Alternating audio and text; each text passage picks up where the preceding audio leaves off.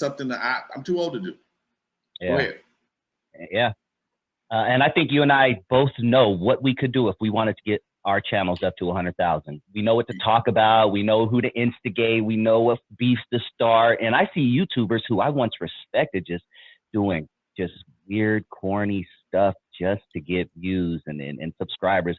We could easily do that, Lonzo, but nah, I'm cool with my 40,000, you know, and then we're going to get yours, you know, we're 14,000, 15,000. I'm cool with that. You know what, dude? What's more important to me is this morning I'm sitting out in Compton at the Starbucks at a meeting this morning. When people walk past me that know me, hey Lonzo, what's up, man? How you doing, Doc? Have a good day. That's more important than the social media friends. I appreciate all y'all. Don't get me wrong. I appreciate everybody that's subscribed to this channel and everybody that watches this channel. But when guys like OG Steve takes his time to drive up to Sacramento and hang out with me and get a picture at the event. Okay, with Marlon, hey man, I can't make it. I would love to be there, but I can't make it. I got to work that day, whatever the case may be. I would rather be that dude than to be somebody that's so popular you don't know who's gonna shoot your ass. You don't know who you don't know who put a hot one in your ass. Okay, and for me, living without looking over my shoulder is a much better way for me to act than anything else. If I got to take a slow road, I was always taught a slow nickel be the fast dime any day of the week. Man, I love that. Love that saying. That's a dope. A slow nickel be the fast dime any day. I'm too old to be a skyrocket, which means you shoot up and blow out. Nah, dude, I'm a what you call that? One of them worms that take forever, huh? One of them SpaceX. We one of them ones that go all the way into. Yeah. All the way into space. Take a little while to get there, but damn it, when I come back down, I'm coming back down strong. So it's a little bit different philosophy, Doc. Different philosophy. So Tay Swarm, sorry to cut you off. Lonzo may have not gotten the update, but he says, "Bring the club back, big bro, for us." Club is coming back. Lonzo's bringing Lonzo's bringing Eve After Dark back, bro. Just stay tuned for more details. I know you probably missed the show a couple of weeks ago. I got a call today from the owner's son. We had a meeting, a phone meeting today about the menu and how the layout was going to be. I passed by this morning. They're doing some improvements in the parking lot.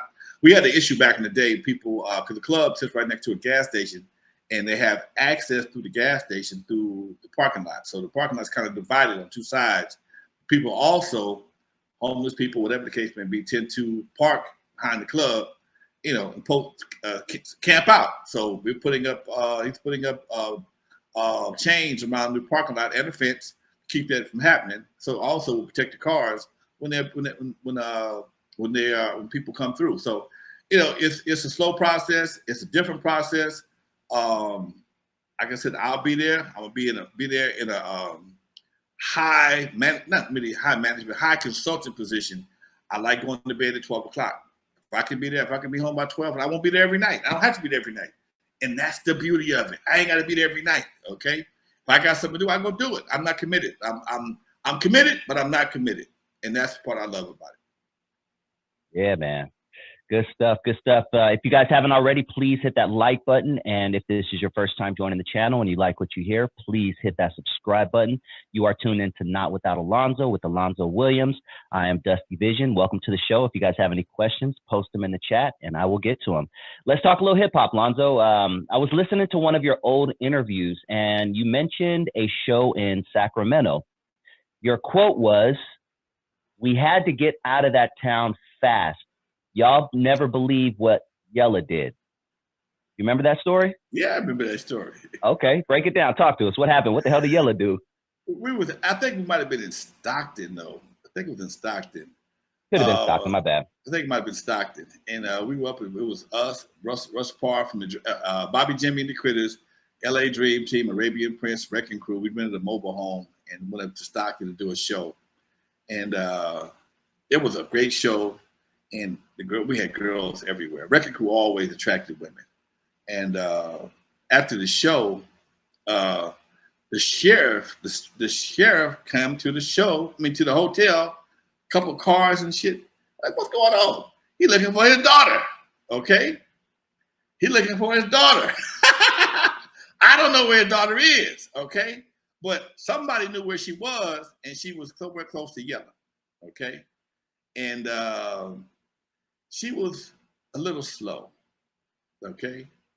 Yeah, she's a little slow. But, and to avoid any complications, we just grab our shoes, the truck was already packed up, the mobile home was already packed up, and we just left town real quick before sheriff realized that we may have defiled his daughter. So one of us may have defiled his daughter. So yeah, it was it was an interesting situation, Doc. Damn. Woo. Yeah. Doesn't sound fun, man. Were there any other times where you had to hightail it out of there for any reason? You know, got into a fight with some dudes, or a couple of times, dude. Man, that scene that you saw in Straight Outta Compton, we was in Texas, man. WRECKIN CRU. This wasn't even draining them. This was just me and I had to. It's another long story, but I had some more guys with me this time. WRECKIN CRU went on strike on me, and we went to a club and picked up a couple of different girls, man, and they dudes came looking for them. They came looking for them, knocking on doors and shit, and we peeking out the doors like, what the fuck? And finally, man, we didn't have to hightail up. We had to sneak the girls out the fire escape, get their asses out there real quick, Doc. Yeah, they came. They was door to door looking for these girls. Okay, door to door. Yeah, it was a little tight there for a minute. But hey, man, by the time they got to my room, I was clean. Excuse me, I don't know what you're talking about. They had just left. Did you ever have any haters? Any guy haters, like dudes that wanted to beat you guys' ass just as you were popular? Or not really. We had a lot of guys would like hang around to get the leftovers because they knew we had the magnetism, and they would try to sometimes they made I'm gonna be here tomorrow. They leaving tonight, but I got to get with them tonight. I ain't got time. I'll see you tomorrow when they leave. And so the situation just kind of played itself out a little bit. Damn. Let's see. D Minor wants to know, how important was Virgil Roberts to West Coast culture? Explain to us who Virgil Roberts. Virgil Roberts was the attorney at Solar Records. He was the attorney for Solar Records. I don't know. I met him before. I know him. We've had a couple conversations back in the day.